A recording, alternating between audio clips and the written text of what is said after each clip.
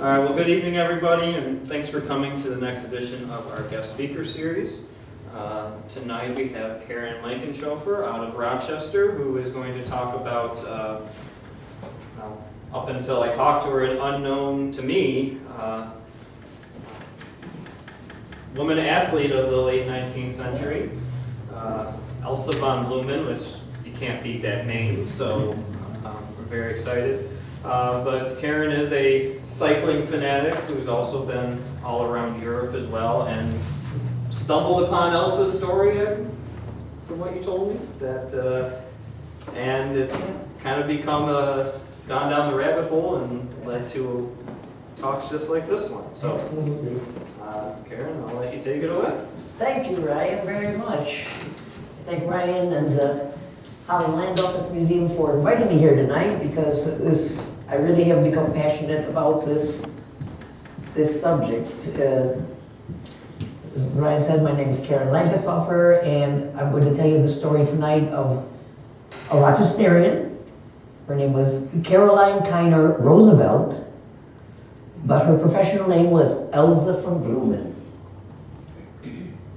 Oh, turn it on, that would help. There you go. She first started as a race walker, and then she became a bicyclist in the 1880s, and when few other women practiced professional sports.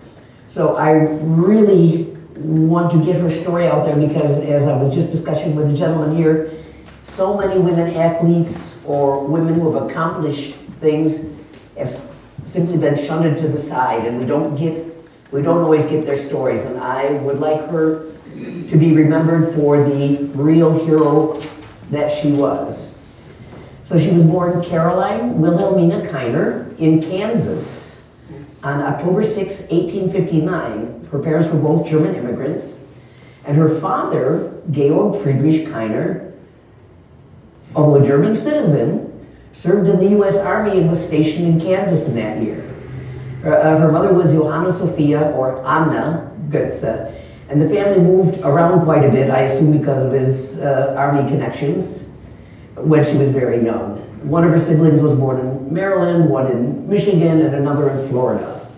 And so Carrie sometimes mistakenly gave her birthplace as Florida. She didn't even know where she was born sometimes. By 1870, the family was living in Oswego, and there was a total of 6 children. Frank, the only boy in the family, was born in Oswego right after they moved there. And it turned out to be a very difficult time for the family in Oswego. Her father died shortly after they moved there, and she was shipped off to live as a boarder in Sterling, which is right down the road from Oswego. And it says she was a boarder in the census, but she may have been asked to help in the household and do normal kitchen chores. And she also said in the census, she wrote that she had no formal education. So in about a 5-year span, her father, maternal grandmother, and aunt died, and the mother moved the family to Rochester. Carrie followed the family to Rochester sometime late 1877 or early 1878. So, some 2 years and a half ago, there lived in Oswego, New York, a German widow with a number of small children. Among these was a young girl so delicate in health that physicians told her that unless she left that neighborhood of Oswego and sought a drier atmosphere, she could not live long. Accordingly, the mother, though in very humble circumstances, took her family to Rochester in the hope that the climate there would be more favorable. The hope, however, proved delusive, and the daughter's health failed so rapidly that in the autumn of 1878, her doctor told her that she could not live till spring. In this extremity, he advised that she daily walk as far as her strength would permit, telling her that the faint hope extended by this treatment was all he could offer. His advice was taken, and the young lady found the course prescribed highly beneficial. So she wasn't a healthy child, and she gave an interview later in 1887, and the reporter noted the following conversation. The cold winter, incident to all cities upon the great chain of lakes, proved too severe for her delicate frame. She rapidly declined and was pronounced by several physicians to be in the first stages of consumption, which is another term for tuberculosis. By the advice of friends, she undertook a course of physical exercise, often walking 5 or 6 miles a day, together with light exercise with dumbbells and clubs. The beneficial results were soon manifest. She became possessed of extraordinary powers of endurance and showed herself capable of undergoing prolonged exertion without injury. So, while she probably started this exercise regime in Oswego, when she got to Rochester, she continued and practiced in Philip Schaad's dance hall on South Avenue.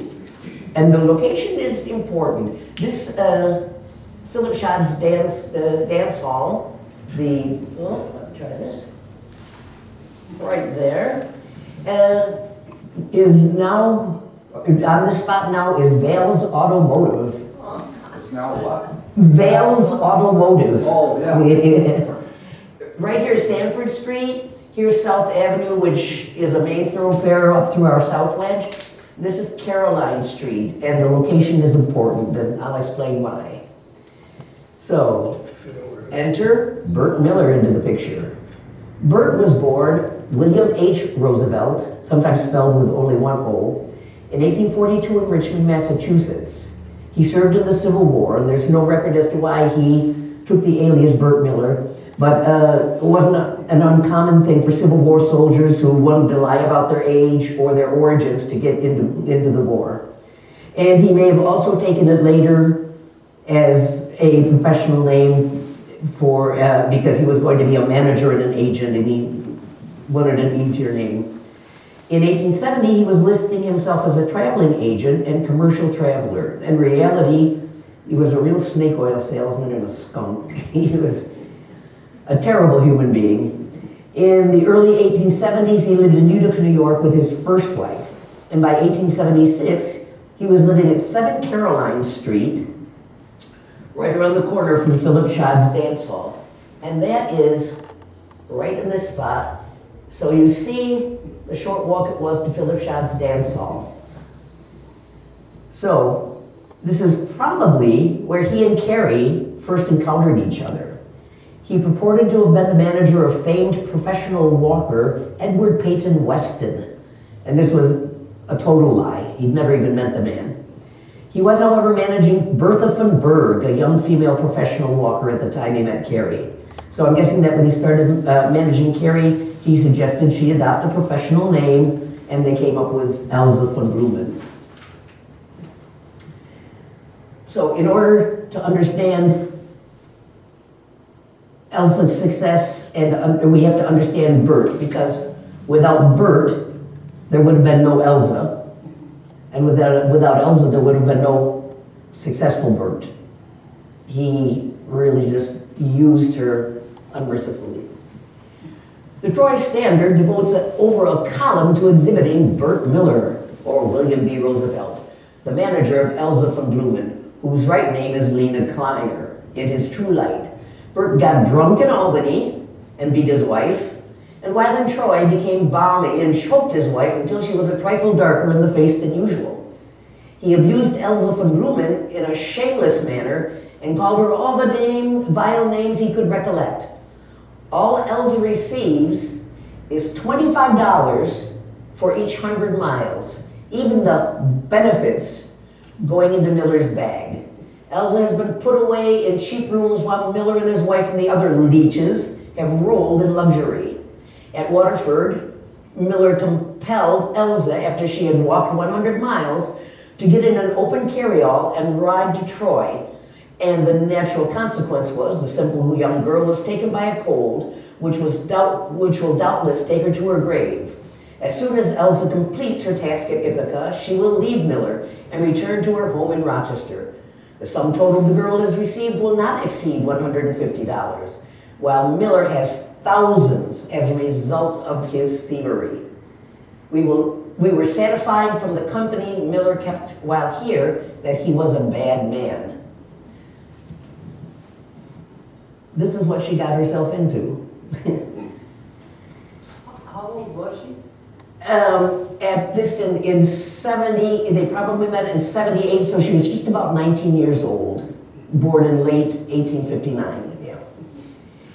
In other newspaper accounts, Bert was often praised for his managerial skills, but there were also reports of him physically fighting with other managers, arguing with newspaper editors, and cheating Elsa and her opponents out of their money. He also was suspected of incorrectly measuring the tracks Elsa walked or rode on to make it look as if she had completed more miles than she actually did. These were known among his colleagues and racers of the time as Miller miles. And Bert sometimes refused to defend Elsa. After one race in 1886, she was furious that she'd been cheated out of 10 miles by dishonest scorekeeping. And Bert refused to intervene on her behalf. So she went to the press and made it publicly known. And I have no proof, but I suspect that Bert probably bet his own money against her in the race and was not about to lose it if she had actually won. In addition, Bert's brother-in-law, another skunk, was the scorekeeper in this race. So they worked together to milk her of everything. So the first sport she practiced was pedestrianism. Pedestrianism was a 19th century form of competitive walking, often professional and funded by wagering, from which the modern sport of race walking developed. Pedestrianism became a fixture at fairs, much like horse racing, developing from wagers on foot races. So this was the world she chose to enter. And even if Bert skimmed much of Elsa's prize money and gate receipts off the top, Elsa was still going to earn more as a pedestrian than she would have in conventional women's employment at the time, and she had been working as a seamstress. And keep in mind also that she had a widowed mother living in Rochester who wasn't very wealthy, and she was helping to support the mom and at least 4 other children who were still at home. And she never would have been able to secure professional athletic engagements without the patronage of a man. Plus, I think she enjoyed it. She doesn't, with all the reading I've done on her, she doesn't appear to have been the type who enjoyed being a seamstress. She liked getting out there and doing something out of the ordinary. Her first appearances were in Rochester and the surrounding area, and one of her first races was in the State Armory in Oswego, New York, in January of 1879, where she would attempt to walk 100 miles in 27 hours without sleeping. This was a normal sport of the day. In 1880, she had already expanded her performance venues to many towns in Ohio and West Virginia. Some of her races were outside on sawdust or gravel tracks, and some were inside in opera houses or armories. And inside the buildings, they put down sawdust tracks as well, just to make it easier on the walkers' feet. There was always musical accompaniment, and spectators numbered in the thousands. To see people walk around a track, thousands of people came.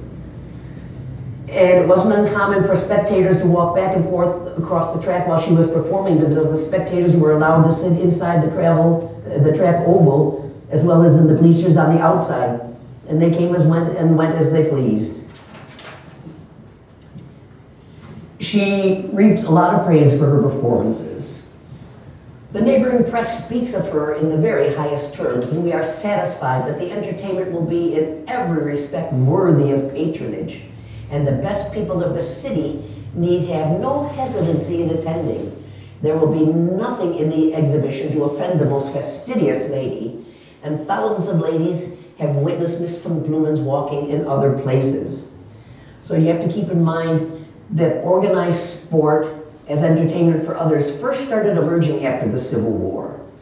And at the time, polo and tennis, and along with bicycle riding, were sports of the elite class. And high-wheel bikes were only being ridden basically by well-to-do white men because they were expensive.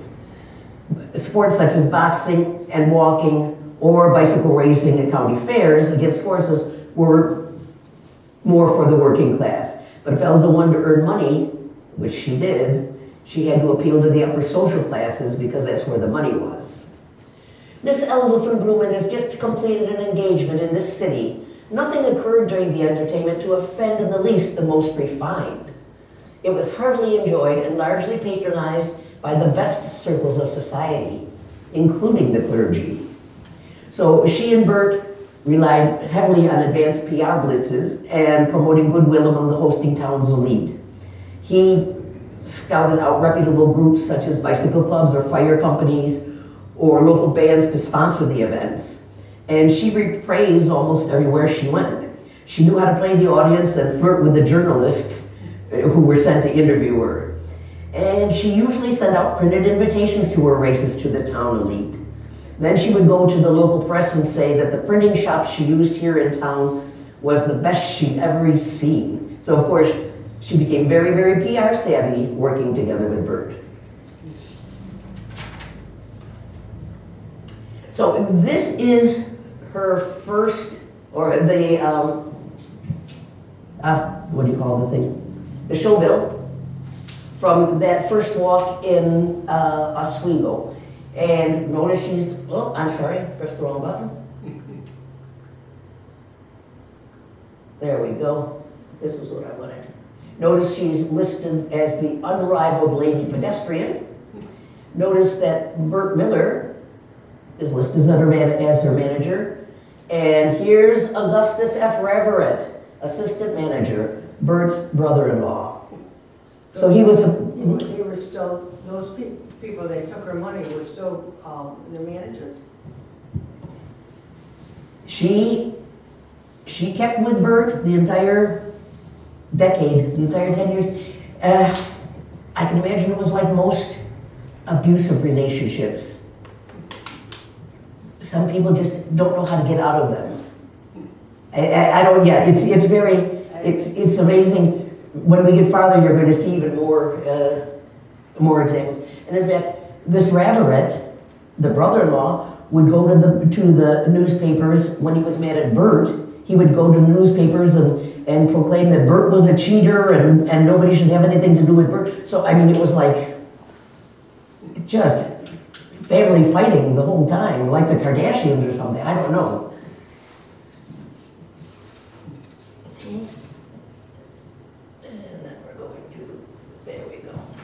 So in order to draw the right crowds to bring in the most money, her costumes had to be decent and demure to appeal to the upper classes. She had to maintain decorum, and her comportment had to be impeccable. So the first article describes her walking costume, the second her bicycling costume.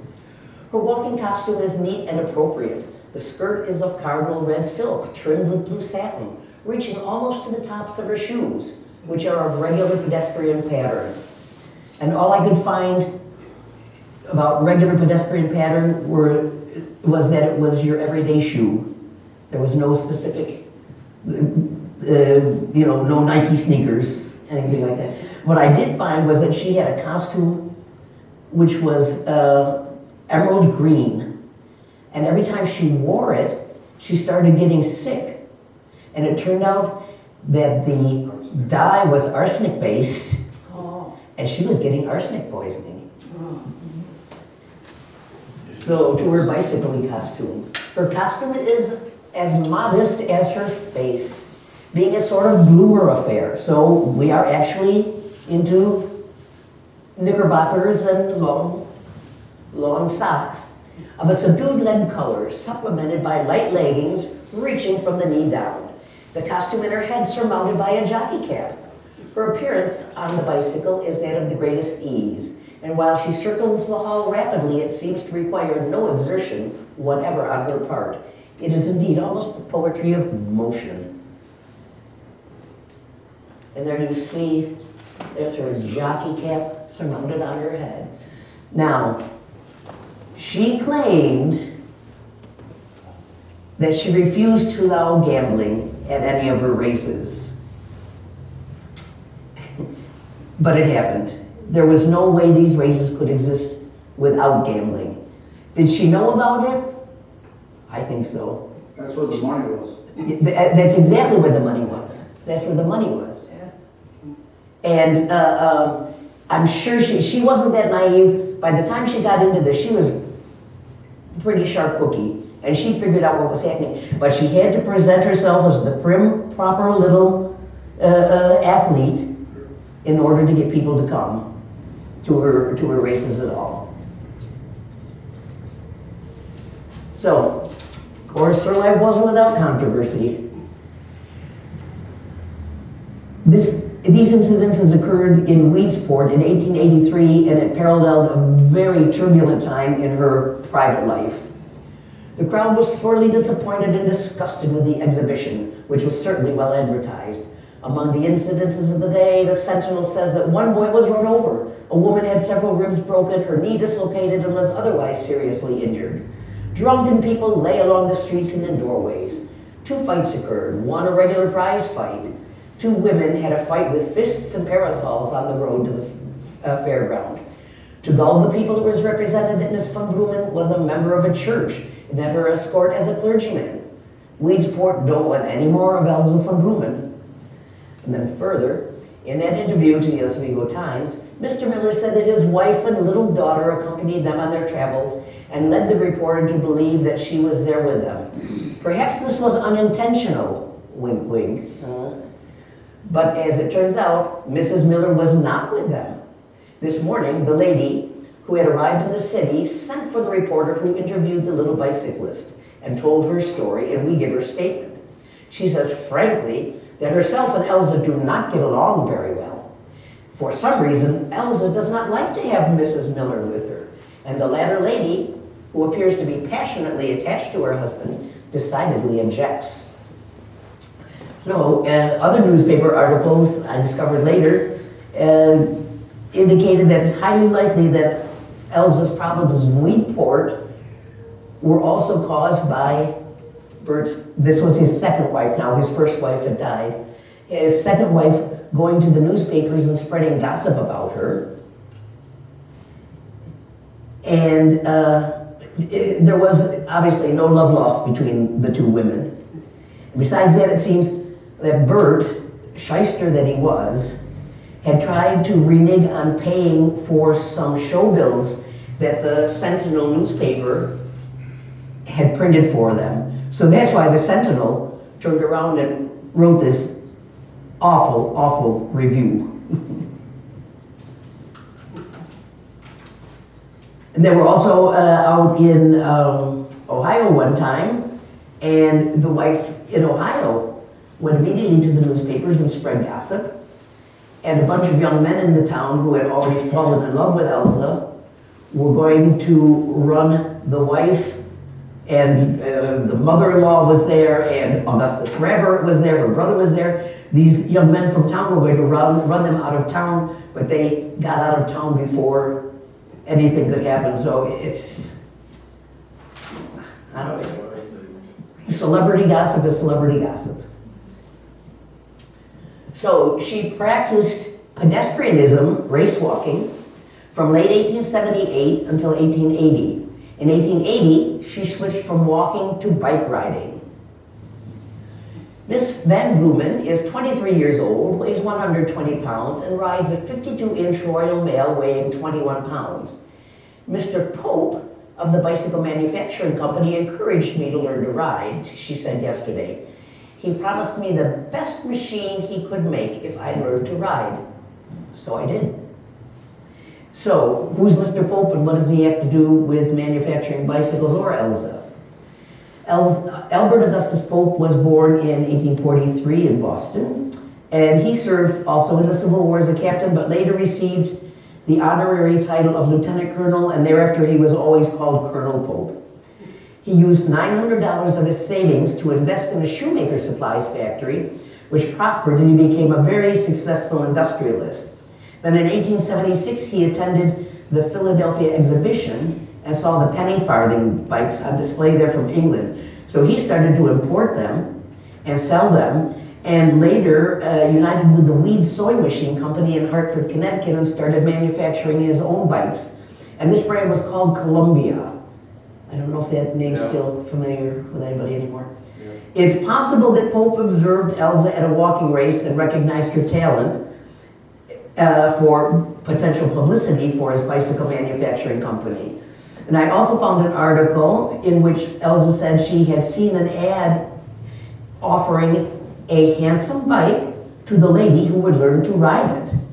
So this is plausible too, because she certainly was a gutsy woman, and I can imagine Bert pushing her to try something new just to, gather bigger crowds. So how she really got into cycling is uncertain. But it's interesting that if you look at the bicycle ads from back then, they often featured attractive females, although women were discouraged from riding bikes at that time by the clergy, by doctors, and by the upper classes. But as always, sex is going to sell a product, and getting an attractive young female to use one of Colonel Pope's bikes would certainly increase attention to the product. So to understand what a feat it was to ride one of these bikes, I'm just going to explain a little how the bike was developed. Interestingly enough, the invention of the first bicycle prototype may have been accelerated by a volcanic explosion in Indonesia in 1815. The skies darkened, and there was so much ash and pollution, and the skies darkened then, over Europe in 1816, crops were failing and animals were dying. Among them horses, of course, which were, things that people use for farm work as well as transportation. So, Karl Freyer von Drais in 1817, a minor German civil servant working in the forestry service, was living in the southwestern part of Germany, and he was a tinkerer and an inventor, and he came up with this prototype of today's bicycle. And it's called a Dreisine, named after him. Drais is his name. And it was propelled by straddling the seat and scooting your feet along the ground to move forward. And of course, women could not possibly, with their restrictive clothing, could not possibly ride this. The next big development was a pedal on the front axle. And this was called a velocipede, and it came from France, and it's attributed either to Pierre Michaud or Pierre Lallemand, they haven't decided whom, in 1860s in France. Then they added the chain. Hmm? Then they added the chain after that. Not quite. In two steps comes the chain. Yep. So the next big one was the high front wheel, and this was James Starley in England in about 1870. And this was called the penny farthing because the two British coins, one was a big farthing and the other one was a small penny, or the ordinary or the high wheel. And the advantage to the high wheel was you still got your pedals on the front axle. So one turn of the pedals is going to move your bicycle a lot farther forward than your smaller wheel on the velocipede. And right back here, and we'll see it better in another picture later, there's a little step. You wanted to get on the thing, you held onto the handles, you gained momentum by pushing it forward, your left foot on the pedal, swing yourself up into the seat, and then you have to put your feet on moving pedals. Remember, there's no neutral on this. If the axle's moving, the pedals are moving. And this is what this 5'4" woman learned to ride. So, and then, then the next big step in about 1880 from John Starley's nephew, John Kemp Starley, comes, this is the prototype, of course, of our modern bike, your chain-driven back wheel, your independent front wheel with your steering on the independent front wheel, and best of all, pneumatic tubes for the tires, because they had advanced from like metal rims to solid rubber, and when the pneumatic tubes came in, it just made it much more comfortable to ride. So you were good on that large wheel, you were good until you had to stop. Yeah, and you've heard the word header. Yeah. Everyone knows what a header is. It's like And this is where it came from. Because you're so unbalanced on this, and you hit a stone, and you're going to go over head first. Very dangerous. Yes, yes, absolutely. So when the safety bikes started being developed in the 1880s, that's when women, and this was late 1880s, that's when women really started getting into riding the bicycle, and women's clothing changed dramatically. And strangely enough, Elsa, who started on this in 1880, never really cared for the safety bike. And about the time it was really coming into use, she was already 30 years old anyway, and just about ready to hang her career up. So it's not as if one day Elsa was a race walker and the next day she was a cyclist. Bicycle races were slowly transitioned into her walking exhibitions for the novelty and of course to bring in more spectators. And as walking became of less interest as a sport, she concentrated on riding. She was a pioneer in the field, so she had little female competition, which is why she first raced against horses, then occasionally against men. And there was one other woman racing in the early 1880s, and it was a French-Canadian named Louise Armando, whose background was circus. Her mom used to be a weightlifter in the circus, and Louise got into show business in the same way. She and Elsa competed against each other excuse me, in July of 1882 in Philadelphia, and Louise won. So Elsa did her best to avoid any competition with her after that because she did not like losing. And toward the end of the decade, following Elsa and Louise's examples, then we start seeing other female riders getting into the sport. So this is just a list of some of the bicycles that she used. And you have to keep in mind, bicycles were not cheap. It's not, you didn't go to Walmart and get something for $69. And it would have been difficult for a working class woman to be able to afford one. And it may truly be that Colonel Pope gave her her first bike as a gift for his own publicity purposes. But there's also at least one incident in which her bike was confiscated for lack of payment of bills. And I have to say, as crooked and as unscrupulous as Bert was, I'm going to take his side in one disagreement. He and Elsa were traveling through Elmira, and they stopped at the train station, and Bert took her bike and parked it inside the ladies' waiting room. And a constable happened to walk in and see it, so he took the bike, moved it outside, and leaned it against the side of the building. And when Bert saw that, he was furious, and he ran to the police station and complained, and they laughed him out of the building. They said, this is much ado about nothing. But if you consider, bikes were expensive, this one was Elsa's livelihood, and Elsa was Bert's meal ticket. So I can understand his anger. This was Elsa's first ride. It's a very, did you have a question? Did she beat the horse? She did. She did. There was a handicap. So this is a very famous illustration of driving park in Rochester. And now it's just the name of a street. But it was a well-visited racetrack at the time, from 1874 to 1895. And after Elsa learned to ride in late 1880s, she first started giving bicycle riding demonstrations and lessons in Rochester. But her first real race was against the trotter, Hattie R., in Driving Park on May 24th, 1881. They did the best of 3 heats, with Hattie R. having to do 1.5 miles to Elsa's mile. And in the first heat, the horse beat her by 1 second, but then Elsa won the next 2 heats. But you have to think, this is a dirt track, beaten up by horses' hooves. And later in the afternoon, she raced against a woman who was sitting side saddle on a horse, so not pulling a sulky, and beat that horse too under those conditions. So she had to be pretty darn good at what she was doing. She used a big bike. I'm sorry? She used a big wheel bike. Yep, this was before the invention. This was 1881, so the safety bike wouldn't have come until about 1888. I see. Mm-hmm. So from Rochester, she went to Geneva, Syracuse, Perry, Governor, numerous other small towns in New York State where she performed against horses and sometimes men, usually at county fairs, but often in other venues such as music halls or convention halls. And it's important to remember that all of her racing was done on tracks, many of which were built especially for her event.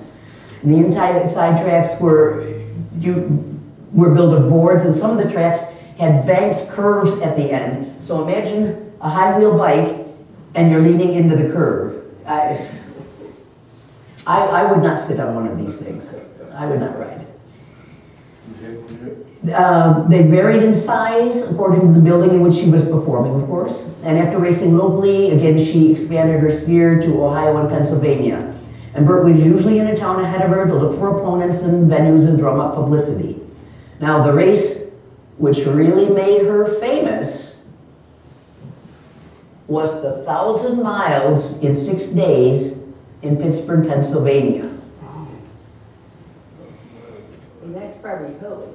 I'm sorry? It was probably Hillary too, Pittsburgh. No, she was on a track again. Oh, on This was a track, yeah. So, racing was forbidden on the Sabbath. So she started racing at 1 a.m. Monday morning. Couldn't race on Sunday. That's why they were all 6-day races, because you never raced on the Sabbath. Some people also later expressed doubt that she'd really ridden 1,000 miles, because guess who was doing the scorekeeping? The brother-in-law, Augustus F. Everett. But even if she did only 900 miles, it would have been an amazing accomplishment. Well, was he running the clock when she beat the horse by a second? I don't have any record of that. I wouldn't be surprised. So the Bicycling World Journal of December 4th, 1881 ran an interview with her in which she was asked, "You are not sorry it is so near over?" "No, indeed. There is a long day yet to come, and I wish it was ended. If I complete this task successfully, I don't believe I will try again. It is useless for me to say I have not suffered, for there have been times I thought I must give up. Indeed, I declared several times I would quit, but somehow I worried through." And then according to the Ithaca Daily Journal, in later December of that year, right after the race, Bert was abusing her so badly, she wanted to end it all, and she allegedly tried to commit suicide by jumping out of her hotel window. And Elsa's mother back in Rochester was interviewed about this, and she denied that Elsa had tried to commit suicide. But when the reporter asked if Bert had been abusing her daughter, the mother had no comment. So, as tough as the race in Pittsburgh was, she decides to do it in Detroit again. Whether she decided or whether Bert decided for her is a question. The entire thing was a fiasco. To start off with, they booked the music hall for the 6 days, but it had already been booked on the first Monday evening. So on Monday, she could only ride 12 hours a day instead of the 16 she'd wanted to. When she and her entourage arrived in Detroit, Elsa wasn't feeling well, and it turned out she had varioid fever, which is a form of smallpox. So she gets sent to the pest house, which is a type of clinic. The doctor who treated her there fell in love with her, and he proposed marriage. She refused him. He confiscated her bike. She only got the bike back in time for the races because the local newspaper intervened. And then the doctor apparently dropped a lawsuit later for payment of services. So she gets out of the pest house. It's just a few days before the race. If you've had varioid fever, you're still not probably 100%, but she gets on her bike and starts racing. She started on the 10th, and by the 15th, the press reported she looked exhausted, but her pluck kept her going. And she just reached the 700-mile mark when someone stepped onto the tracks in front of her, causing her to fall off her bike. She took a header right into the steam heaters. She had to be picked up and carried off the track. She had bruises and head injuries, but she came back on the track and 30 minutes later and rode some more, although then she had to take frequent rests. And then in the end, she only did 850 miles. And the event turned out to be a big money loser, and to top it off, her treasurer absconded with $200 of her money. So then some of her admirers sponsored some benefit races for her afterwards, in which she had to race against horses. But nothing stopped the woman. She was tough. Yeah, she was tough, absolutely. So then, as I mentioned, she had the race against Louise, where she lost. But then, a month later, she and Louise teamed together on Pony Island against W.J. Morgan, who was the Canadian champion at the time. It was going to be 6 days. Louise and Elsa were going to tag team every half hour, and Morgan had to ride the entire 6 days by himself. And in the end, he only beat them by a little less than a mile. So both the women were very, very capable riders. Then comes 1883, where the big controversy in weed sport was, and some other personal things in her life, which we're going to get into later. In 1884, were tough years for her, so most of her races were local, low-key affairs at fairgrounds against horses. Then in 1885, she goes to Buffalo. They put down a rink in the main, a track in the Main Street rink, and she's going to ride 400 miles in 51 hours. So inside the Main Street rink, the track is 9.31. Let me put it this way: you have to ride 9.31 laps to complete 1 mile. So to go all the way around the 400 miles, she had to go around the track 3,727 times. 8 miles an hour. Yeah. And after that, she came to Batavia, and she was in the State Street Academy here, and she raced James Malone or Maloney, I'm not sure which one it is, and he was on roller skates. And I believe he won and she lost. So then she's back in Rochester in 1886. She's at the Fitzhugh rink against John Talmadge. And then she's in Auburn against W.A. Hoagland. And Hoagland had to walk and she rode her bike. And she had to cover twice as many miles as he did. And this is the race where Augustus Raverett cheated her out of the 10 miles. Then she went down to Macon, Georgia, and they raced outside. She raced against Robert A. Brantley, and it was raining, and she lost. Then in 1888, more female riders emerged. Jessie Oakes was among them. She emigrated from England, and she settled in Rochester, where she saw Elsa ride. She took up the sport and was soon challenging Elsa, whom she saw as a role model. Jessie also ended up being managed for a time by Bert.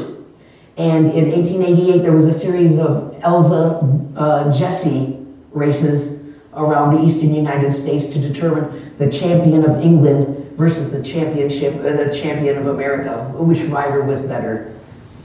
And then the last day of 1888, 5 women racers raced in Pittsburgh. And Elsa's last big race was a 6-day affair in Madison Square Garden. This was the first bicycle race ever in Madison Square Garden, and it was a women's race. 14 females started and only 5 finished. Elsa finished second to Lottie Stanley, but only because a man came onto the track and stuck a cane into the spokes of her wheel, causing her to fall.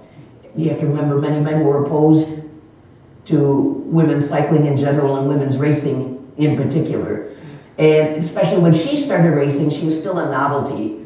So, you know, the men could giggle and patronize her, ha ha, look at her, this little woman. But as more and more women started getting into racing, the men, of course, felt their domain threatened and, you know, tried to halt it as best they could.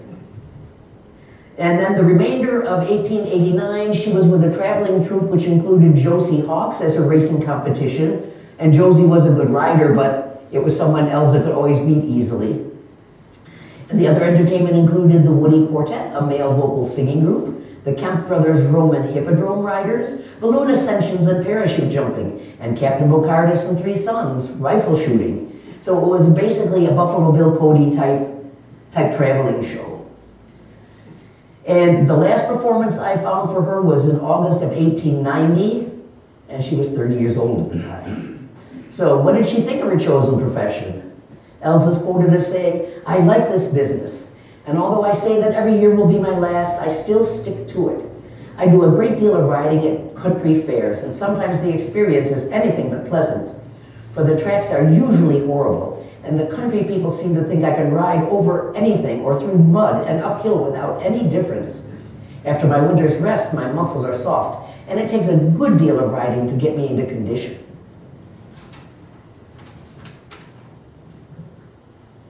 So this lovely picture, I love this, is from Allegheny City, Pennsylvania in 1888, which is now incorporated into Pittsburgh. It's the Carnegie Library under construction. And if you look at the construction fence, the advertisement says, 6 days female bicycle race, Von Blumen, Oaks, New Year's week, Grand Central Rink every afternoon and evening. So these events were well advertised and well attended.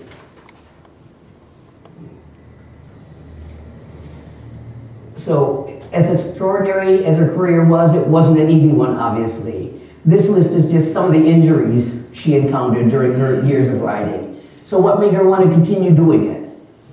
And I think the one word which the press often used to describe her goes a long way to explaining it, and that word was plucky. It was a word often used at that time, and for me it embodies the sense of courage and adventure that one needs to do something out of the ordinary. And you have to keep in mind she was also helping support her widowed mother and her siblings with her earnings. Different methods were regularly employed to keep her in a race. Sometimes an assistant would run along beside her and hold her steady. The Daily Register of Wheeling, West Virginia wrote in February of 1880, Miss Von Blumen is given an occasional sip of fluid extract of cocoa. She uses no stimulants. The Bicycling World reported that at her 1,000-mile race in Pittsburgh, during the last few hours of her ride, it was necessary to keep her up with stimulants applied outwardly. But it didn't explain what they were, so I can't, whether it was smelling salts, I can't imagine. Excuse me. And in spite of the dangers that her profession presented, the Highland News reported Miss Von Blumen is fond of her profession and says it does not injure her health. So, now let's go back to her private life in that terrible year of 1883, where she got all the bad press in Weedsport. She married Emery E. Beardsley in January of that year, and it was really a whirlwind courtship. She met him in December, married him in January. Unbeknownst to Elsa, the members of her husband's family had had many run-ins with the law.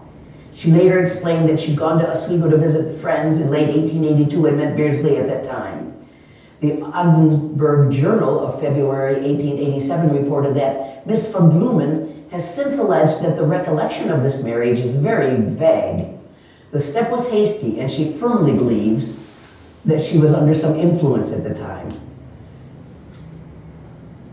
My theory also is that she may have married Emery quickly to spite Bert.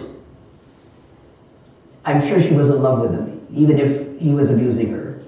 And I'm sure that the relationship was more than just professional. That's what I was thinking. Yep.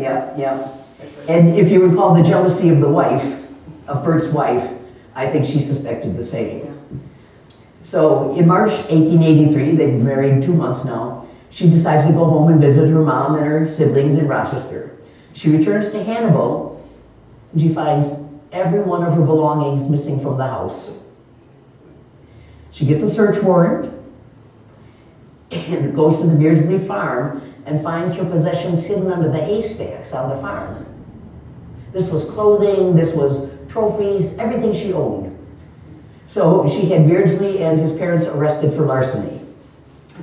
They separated in March of 1883, but in 1885, Emery, the husband, sues Elsa for divorce because apparently Bert and Elsa had been signing into different hotels in their travels together in one room as man and wife, which was of course illegal at the time, and Emery got wind of this, so he decided to sue her for divorce. So, she wasn't dumb. Elsa turns around and pays Emery a visit. Emery invites her in to spend the night. Whereupon the judge then disallowed Beardsley's lawsuit because he had accepted Elsa back as his wife for a night. So then she turned around and divorced him in 1887. And this allowed her to maintain the few rights that single women had. She could maintain her married name or take her married name back, Carrie Kiner. Her court costs were then covered, and she was allowed to remarry. So for me, it's not a big surprise that this personal low point in her life paralleled the bad press she got in Weedsport. It just was not her year. So, as I mentioned, her last performance that I found was August of 1890. Burt Miller, or William H. Roosevelt, died of a heart attack in February 1892 at his sister's house in Utica. So, interestingly enough, Elsa, now Carrie again, after her career ended, married Burt's brother Isaac. And Isaac was 14 years her senior and a widower. It also served in the Civil War. And they were married in Welland District in Canada on April 19th, 1892. On January 26, 1893, their son Claude was born in Buffalo. In 1901, they're living in Troy, New York, and Isaac's working as the tender of Erie Canal Lock number 8. So the family was back in Rochester, in the Rochester area in 1907. And Isaac died in Rochester on October 25th, 1913, and he's buried in the Civil War section of Mount Hope Cemetery, which is our very, very famous cemetery where Susan B. Anthony's buried and Frederick Douglass in Rochester. According to census records in 1915, Carrie was living in the 10th Ward. In 1917, she was living at the house Isaac had bought before his death, and she now owned at 114 Lexington Avenue. And this house is still standing today. And she died there June 2nd, 1935, and she's buried in Riverside Cemetery in Rochester. And to illustrate how great her reputation was during her career, when she died, a large article appeared in the New York Times about her and her career.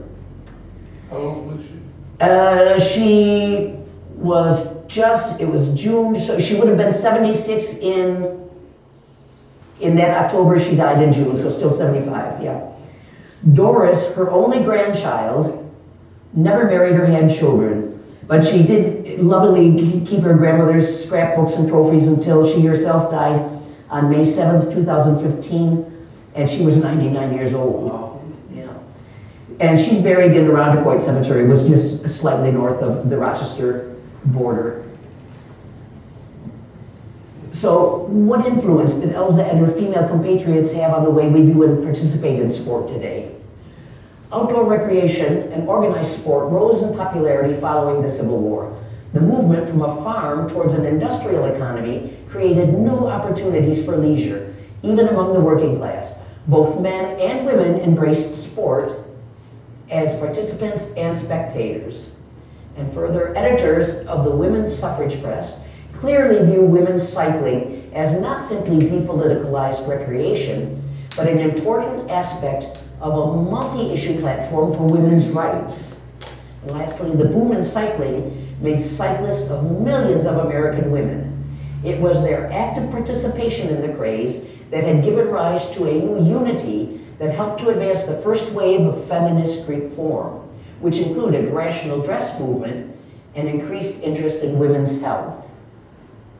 And yes, women's clothing has changed then dramatically, but there was also one specific article of men's clothing which was invented specifically for male bicycle messengers. Can anyone think of what it might have been? The jock strap. Okay. Yep. Their pants were pretty loose. And you know, if you're a bike messenger, you're sitting on the bike, 10, 12 hours a day probably, and you're making your money doing it. And the jock strap was invented specifically for male bike riders. So these are Elsa's own words about what she felt she was accomplishing. In presenting myself to the public in my bicycle exercises, I feel that I'm not only offering the most novel and fascinating entertainment now before the people, but I'm demonstrating the great need on the part of American young ladies especially of physical, culture, and bodily exercise. Success in life depends as much upon a vigorous and healthy body as upon a clear and active mind. And further, she took to bicycling about 5 years ago, and her greatest feat was to ride 1,000 miles in 144 hours. This is an extraordinary feat for a woman. It's an extraordinary feat for anyone. Especially one who seems as frail as Miss Von Blumen. Remember, she was very, very ill as a child. She says a woman can accomplish anything she undertakes. Arch Merrill, a local history journalist who wrote a column in the Rochester Democrat and Chronicle back in the day, interviewed Carrie's daughter-in-law and granddaughter in August of 1961 and reported the following remarks by her relatives. She always resented the inhibitions of the 1880s, which forced her to wear a long skirt while walking and a cumbersome costume with a pantaloon-like effect while riding the high bike. She hailed the modern and sensible sports clothes for young people which came into vogue in her old age. The one-time champion hiker deplored the popularity of the automobile because it made people forget how to walk. I just think this woman, she's become my hero. What a tremendous idol for young female athletes. And that's why I think it's important to keep her memory alive. And that's why I like to go around and lecture about her now, to get her the recognition I think she's due. I'd like to see her enter into the National Women's History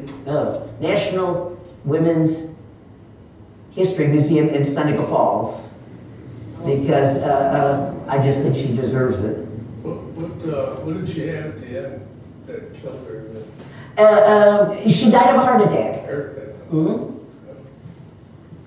And that's her husband's gravestone in Mount Hope Cemetery. Of course, hers, Caroline W. Roosevelt. And every year, that's her granddaughter right there, Doris M. Roosevelt. Doris is buried with her mother and her stepfather. Her father and the mother separated many years ago, many before their death.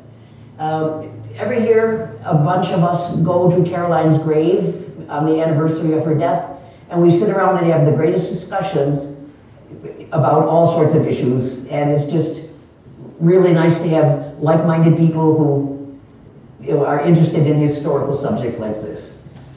So, I thank you all for coming tonight, and any questions about bicycle riding or Elsa in general? Where is she buried? It's Riverside Cemetery in Rochester. It's, yeah, and it's, if you know Rochester, you know where Lake Avenue is? Mm-hmm. Only about 5 miles from the lake. Holy Sepulchre Cemetery is left, Riverside is right. Yeah. Yes? Just a comment about her manager robbing all the funds, and giving it. That's happened with a lot of people that have been successful, but they don't know how to manage themselves, so they hire managers. They do it today. A good example is Elvis Presley. His manager took 50%. That's unheard of. Yeah. And just had a good time. But it may have attributed to his success more than, like I know Ed Sullivan wanted him on his show, and they said it'll be $50,000. And he said, I'm not paying that much. And when I want you on the show, he upped it to $100,000.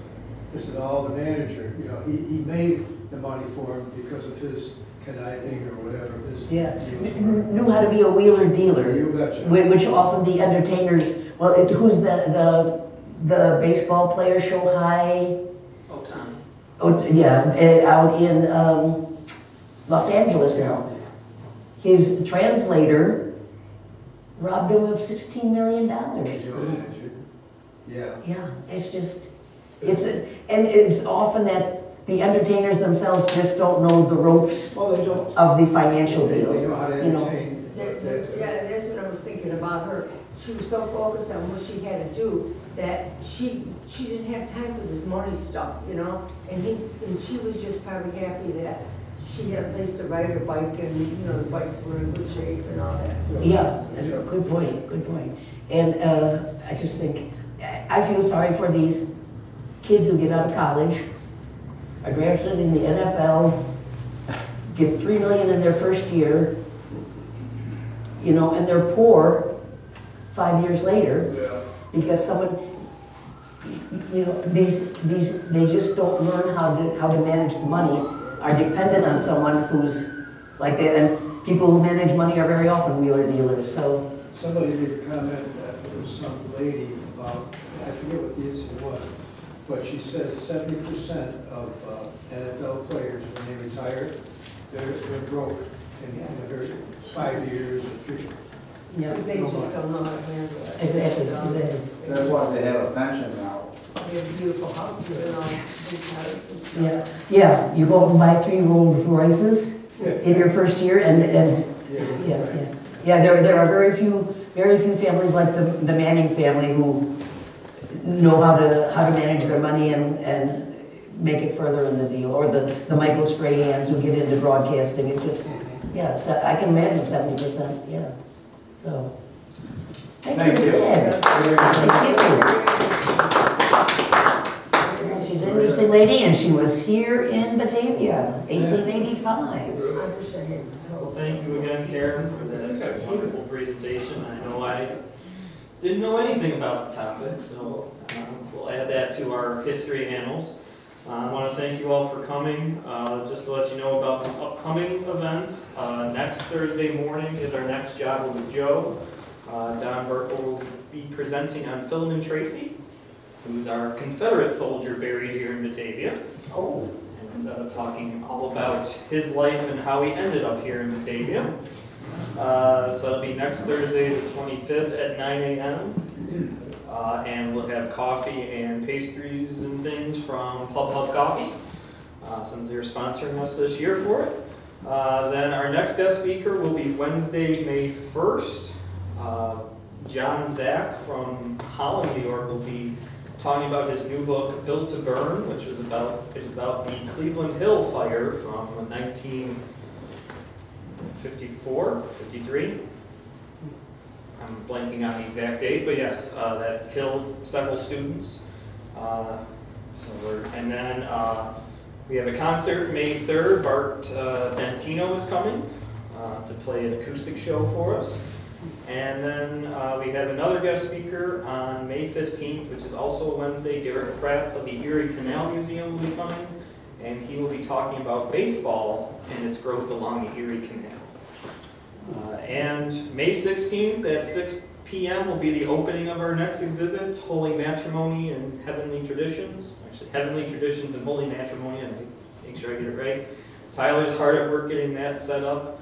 So be sure to come and check that out. We'll be having some catering by Terry Hills, who's one of the sponsors of the exhibit. And that exhibit will be up through the end of the year.